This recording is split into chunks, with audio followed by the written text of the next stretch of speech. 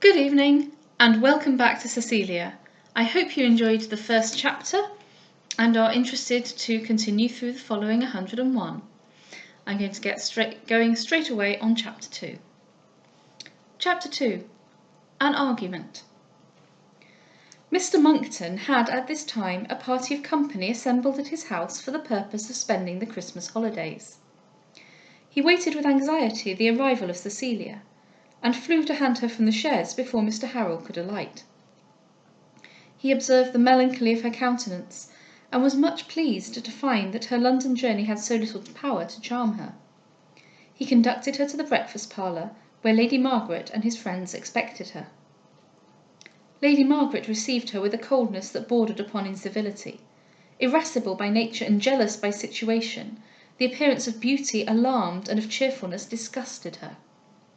She regarded with watchful suspicion whoever was addressed by her husband, and having marked his frequent attendance at the deanery, she had singled out Cecilia for the object of her particular antipathy; while Cecilia, perceiving her aversion, though ignorant of its cause, took care to avoid all intercourse with her but what ceremony exacted, and pitied in secret the unfortunate lot of her friend. The company now present consisted of one lady and several gentlemen. Miss Bennet, the lady, was in every sense of the phrase the humble companion of Lady Margaret. She was low-born, meanly educated, and narrow-minded, a stranger alike to innate merit or acquired accomplishments, yet skilful in the art of flattery, and an adept in every species of low cunning. With no other view in life than the attainment of affluence without labour, she was not more the slave of the mistress of the house than the tool of its master, receiving indignity without murmur, and submitting to contempt as a thing of course.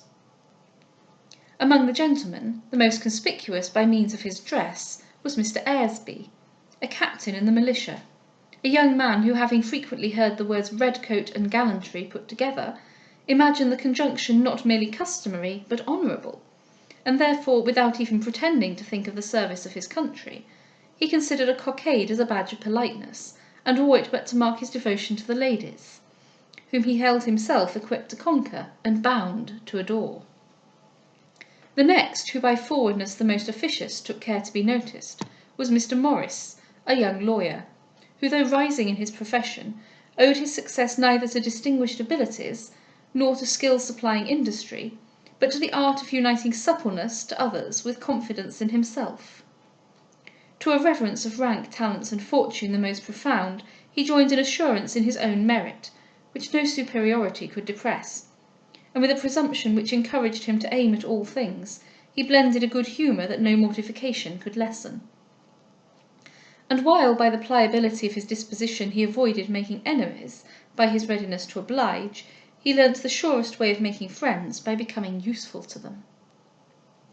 There were also some neighbouring squires, and there was one old gentleman who, without seeming to notice any of the company, sat frowning in the corner. But the principal figure in the circle was Mr. Belfield, a tall, thin young man, whose face was all animation, and whose eyes sparkled with intelligence. He had been intended by his father for trade, but his spirit, soaring above the occupation for which he was designed, from repining led him to resist, and from resisting to rebel. He eloped from his friends, and contrived to enter the army. But fond of the polite arts, and eager for the acquirement of knowledge, he found not this way of life much better adapted to his inclination than that from which he had escaped. He soon grew weary of it, was reconciled to his father, and entered at the Temple. But here too volatile for serious study, and too gay for laborious application, he made little progress, and the same quickness of parts and vigour of imagination which, united with prudence or accompanied by judgment, might have raised him to the head of his profession, being unhappily associated with fickleness and caprice, served only to impede his improvement and obstruct his preferment. And now, with little business, and that little neglected, a small fortune, and that fortune daily becoming less, the admiration of the world, but that admiration ending simply in civility, he lived an unsettled and unprofitable life, generally caressed and universally sought, yet careless of his interest and thoughtless of the future, devoting his time to company, his income to dissipation, and his heart to the muses. "I bring you," said Mr. Monckton, as he attended Cecilia into the room, a subject of sorrow in a young lady, who never gave disturbance to her friends but in quitting them.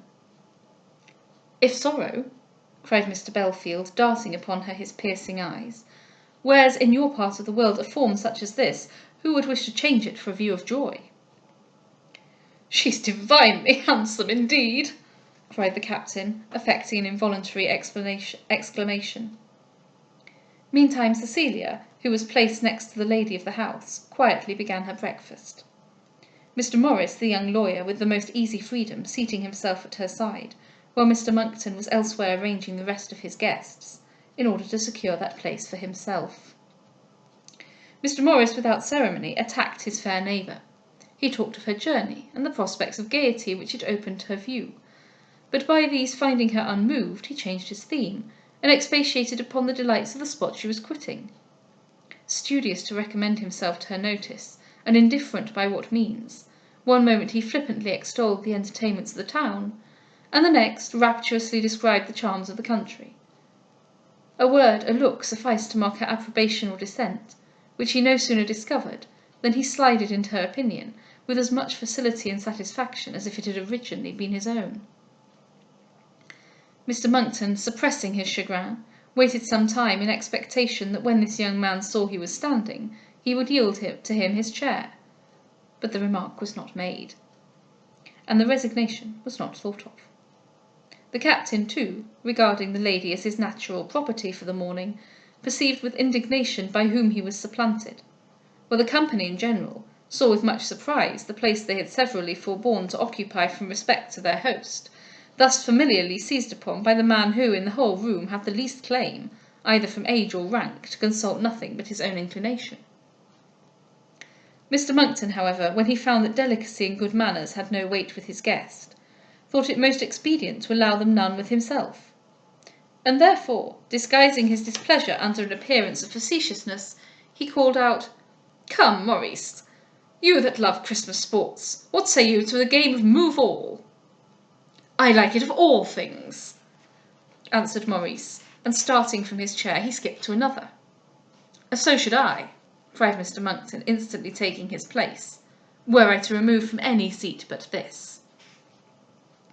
Maurice, though he felt himself outwitted, was the first to laugh, and seemed as happy in the change as Mr. Monckton himself. Mr. Monckton, now addressing himself to Cecilia, said, "We are going to lose you, and you seem concerned at leaving us. Yet in a very few months you will forget Bury, forget its inhabitants, and forget its environs." "If you think so," answered Cecilia, "must I not thence infer that Bury, its inhabitants, and its environs, will in a very few months forget me?"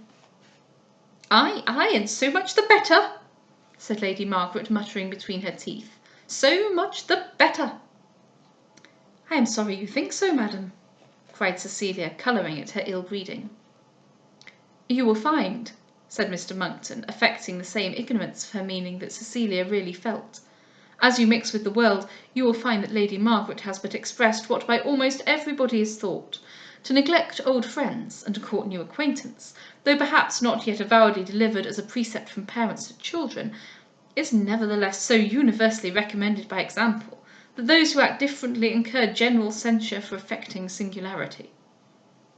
"It is happy then for me," answered Cecilia, "that neither my actions nor myself will be sufficiently known to attract public attention."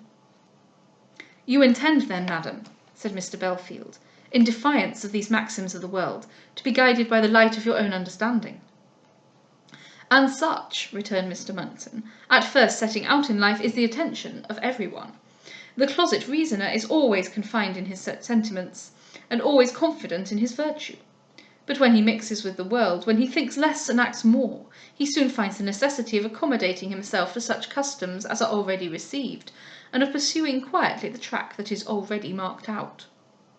"But not," exclaimed Mr. Belfield, "if he has the least grain of spirit. The beaten track will be the last that a man of parts will deign to tread, for common rules were ne'er designed directors of a noble mind." "A pernicious maxim, a most pernicious maxim!" cried the old gentleman, who sat frowning in a corner of the room. "Deviations from common rules," said Mr. Monckton, without taking any notice of this interruption, when they proceed from genius, are not merely pardonable, but admirable. And you, Belfield, have a peculiar right to plead their merits. But so little genius as there is in the world, you must surely grant that pleas of this sort are very rarely to be urged. And why rarely? Cried Belfield. But because your general rules, your appropriated customs, your settled forms, are but so many absurd arrangements to impede not merely the progress of genius, but the use of understanding. If man dared act for himself, if neither worldly views, contracted prejudices, eternal precepts, nor compulsive examples swayed his better reason and impelled his conduct, how noble indeed would he be! How infinite in faculties, in apprehension how like a god! All this, answered Mr. Monckton, is but the doctrine of a lively imagination, that looks upon impossibilities simply as difficulties, and upon difficulties as mere invitations to victory. But experience teaches another lesson. Experience shows that the opposition of an individual to a community is always dangerous in the operation, and seldom successful in the event. Never, indeed, without a concurrence strange as desirable of fortunate circumstances with great abilities. And why is this? Returned Belfield. But because the attempt is so seldom made. The pitiful prevalence of general conformity extirpates genius, and murders originality.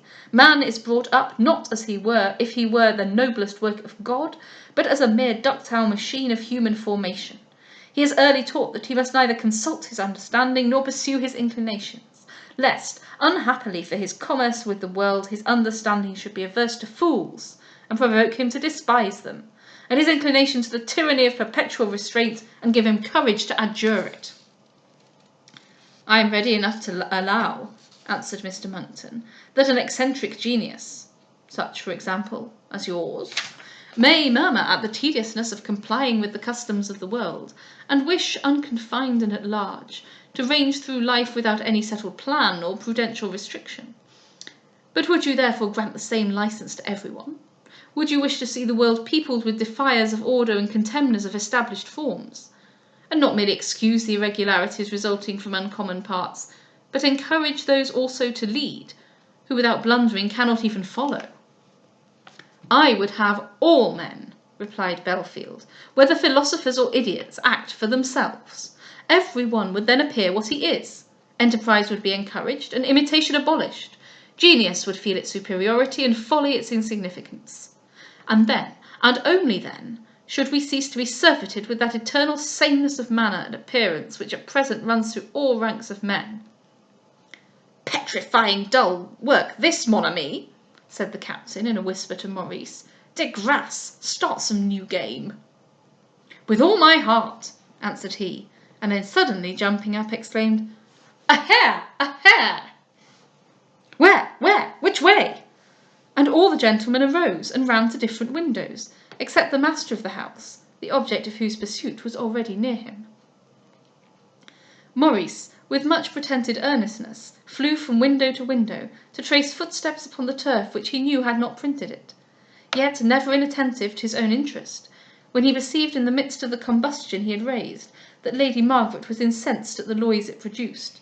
He artfully gave over his search, and seating himself in a chair next to her, eagerly offered to assist her with cakes, chocolate, or whatever the table afforded. He had, however, effectually broken up the conversation, and breakfast being over, Mr. Harrel ordered his chaise, and Cecilia arose to take leave. And now, not without some difficulty, could Mr. Monckton disguise the uneasy fears which her departure occasioned him. Taking her hand, I suppose, he said, you will not permit an old friend to visit you in town, lest the sight of him should prove a disagreeable memorial of the time you will soon regret having wasted in the country. Why will you say this, Mr. Monckton? cried Cecilia. I am sure you cannot think it. These profound studiers of mankind, madam, said Belfield, are mighty sorry champions for constancy or friendship. They wage war with all expectations but of depravity, and grant no quarter even to the purest designs, where they think there will be any temptation to deviate from them. Temptation, said Mr. Monckton, is very easy of resistance in theory. But if you will reflect upon the great change of situation Miss Beverley will experience, upon the new scenes she will see, the new acquaintances she must make, and the connections she may form, you will not wonder at the anxiety of a friend for her welfare. "But I presume," cried Belfield with a laugh, "Miss Beverley does not mean to convey her person to town and leave her understanding locked up, with other natural curiosities in the country. Why, therefore, may not the same discernment regulate her adoption of new acquaintance and choice of new connections that guided her selection of old ones? Do you suppose that because she is to take leave of you, she is to take leave of herself?" "Where fortune smiles upon youth and beauty," answered Mr Monckton, "do you think it nothing that their fair possessor should make a sudden transition of situation from the quietness of a retired life in the country to the gaiety of a splendid town residence?" "Where fortune frowns upon youth and beauty," returned Belfield, "they may not irrationally excite commiseration. But where nature and chance unite their forces to bless the same object, what room there may be for alarm or lamentation, I confess I cannot divine." "What!" cried Mr Monckton, with some emotion, "are there not sharpers, fortune-hunters, sycophants, wretches of all sorts and denominations, who watch the approach of the rich and unwary, feed upon their inexperience, and prey upon their property?" "Come, come," cried Mr Harrel, "it is time I should hasten my fair ward away, if this is your method of describing the place she is going to live in." "Is it possible," cried the Captain, advancing to Cecilia, "that this lady has never yet tried the town?" And then, lowering his voice, and smiling languishingly in her face, he added, "Can anything so divinely handsome have been immured in the country? Ah, quelle honte! Do you make it a principle to be so cruel?" Cecilia, thinking such a compliment merited not any other notice than a slight bow, turned to Lady Margaret and said, "Should your ladyship be in town this winter, may I expect the honour of hearing where I may wait upon you?" "Don't know whether I should go or not," answered the old lady, with her usual ungraciousness. Cecilia would now have hastened away, but Mr Monckton, stopping her, again expressed his fears of the consequences of her journey. "Be upon your guard," he cried, "with all new acquaintance. Judge nobody from appearances, form no friendship rashly, take time to look about you, and remember you can make no alteration in your way of life without greater probability of faring worse than chance of faring better. Keep therefore as you are, and the more you see of others, the more you will rejoice that you neither resemble nor are connected with them." "This from you, Mr Monckton!" cried Belfield. "What is to become of your conformity system? I thought all the world was to be alike, or only so much the worse for any variation." "I spoke," said Mr Monckton, "of the world in general, not of this lady in particular, and who that sees her, would not wish it were possible she might continue in every respect exactly and unalterably what she is at present." "I find," said Cecilia, "you are determined that flattery at least, should I meet with it, shall owe no pernicious effects to its novelty." "Well, Miss Beverley," cried Mr Harrel, "will you now venture to accompany me to town, or has Mr Monckton frightened you from proceeding any further?" "If," replied Cecilia, "I felt no more sorrow in quitting my friends than I feel terror in venturing to London, with how light a heart should I make the journey." "Brava!" cried Belfield, "I am happy to find the discourse of Mr Monckton has not intimidated you, nor prevailed upon you to deplore your condition in having the accumulated misery of being young, fair, and affluent." "Alas, poor thing!" exclaimed the old gentleman who sat in the corner, fixing his eyes upon Cecilia with an expression of mingled grief and pity. Cecilia started, but no one else paid him any attention. The usual ceremonies of leave-taking now followed, and the Captain, with most obsequious reverence, advanced to conduct Cecilia to the carriage, but in the midst of the dumb eloquence of his bows and smiles, Mr Maurice, affecting not to perceive his design, skipped gaily between them, and without any previous formality seized the hand of Cecilia himself, failing not, however, to temper the freedom of his action by a look of respect the most profound. The Captain shrugged and retired, but Mr Monckton, enraged at his assurance, and determined it should nothing avail him, exclaimed, "Why, how now, Maurice? Do you take away the privilege of my house?" "True, true," answered Maurice. "You members of Parliament have an undoubted right to be tenacious of your privileges." Then, bowing with a look of veneration to Cecilia, he resigned her hand with an air of as much happiness as he had taken it. Mr. Monckton, in leading her to the chaise, again begged permission to wait upon her in town. Mr. Harrel took the hint, and entreated him to consider his house as his own, and Cecilia, gratefully thanking him for his solicitude in her welfare, added, "And I hope, sir, you will honour me with your counsel and admonitions with respect to my future conduct, whenever you have the goodness to let me see you." This was precisely his wish. He begged in return that she would treat him with confidence, and then suffered the chaise to drive off. Well, we have some dialogue, and we have some philosophical debate on the nature of conformity versus rebellion, I suppose. Again, I'm reminded of the fact that the American Revolution is currently taking place. And we've got an old prophet sitting in the corner, and Cecilia is, as she was in the first chapter, continually described as property and being passed around the various men, which is basically the main theme of the novel. So, I hope you enjoyed it, and I will see you tomorrow. Good night.